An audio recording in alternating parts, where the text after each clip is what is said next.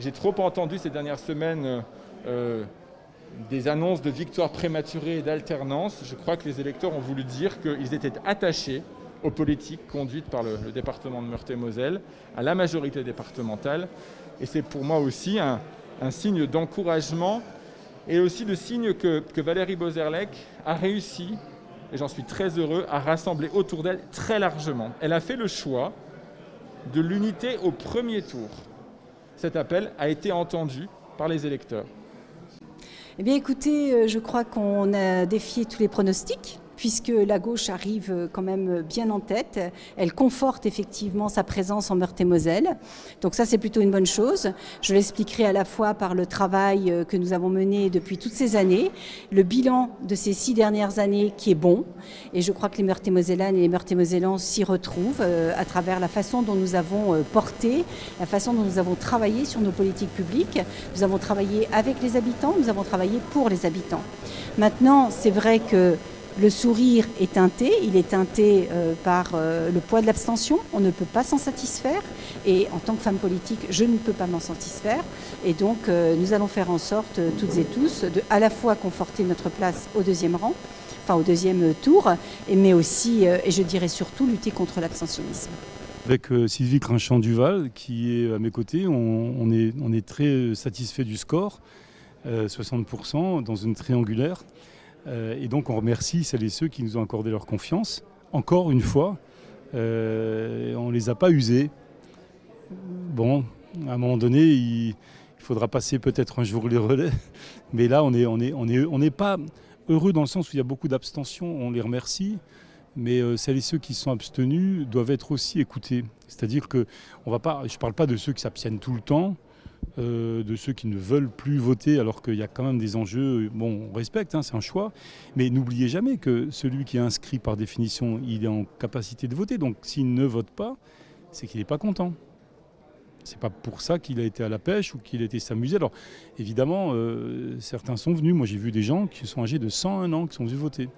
Donc on ne peut pas dire à ceux qui ne sont pas venus, vous avez bien fait de rester chez vous, mais en même temps, attention, il faut comprendre, celui qui est âgé, il connaît la République, il connaît sa valeur, il sait que le vote c'est sacré. Mais celui qui est jeune, il faut aussi essayer de dialoguer. Il a aussi vécu la Covid, l'exclusion, les difficultés, c'est pas tous des jeunes qui s'amusent, il y a beaucoup de jeunes qui ne sont pas venus voter. Il faut essayer de comprendre, ils veulent un monde peut-être nouveau, avec pas forcément les valeurs de la République qui sont immuables, c'est absolu tout ça, mais avec peut-être une nouvelle forme de République, parce que celle-là, on l'a bien vu, hein, départements et régions, c'est des institutions et des collectivités qui sont éloignées des habitants. Mettez-vous à la place de quelqu'un qui a besoin de se loger ou quelqu'un qui a besoin je sais pas, d'accéder à un service normalement. Vous imaginez quelquefois les coups de téléphone, mais on n'a plus envie d'appeler.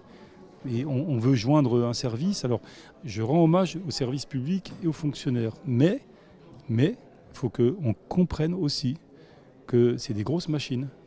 Et que les habitants ne sont pas des gens qui veulent tout de suite les choses, mais des fois ils n'ont rien du tout.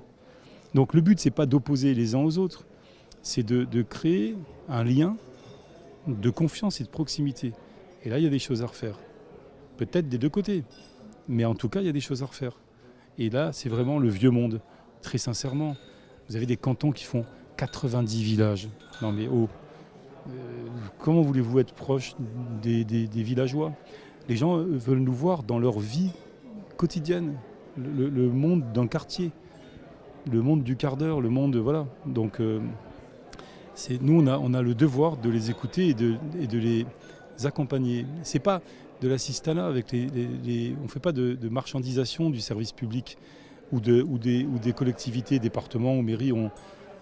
On travaille dans la confiance et dans la proximité. Voilà, c'est important. Il faut travailler ces services-là. Et le mieux, c'est de créer le lien entre la commune et les autres instances, régions, départements. Il ne faut pas que les uns se sentent au-dessus, supérieurs, alors qu'il faut être aux côtés. Voilà. Merci. Et maintenant, comment va s'organiser pour vous cette semaine d'entre-deux tours ?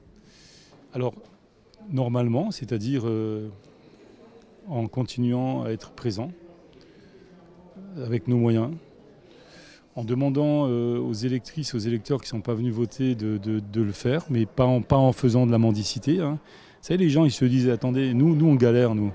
Maintenant, ils ont besoin de nous, ils viennent pleurer. Nous, on ne pleure pas, nous.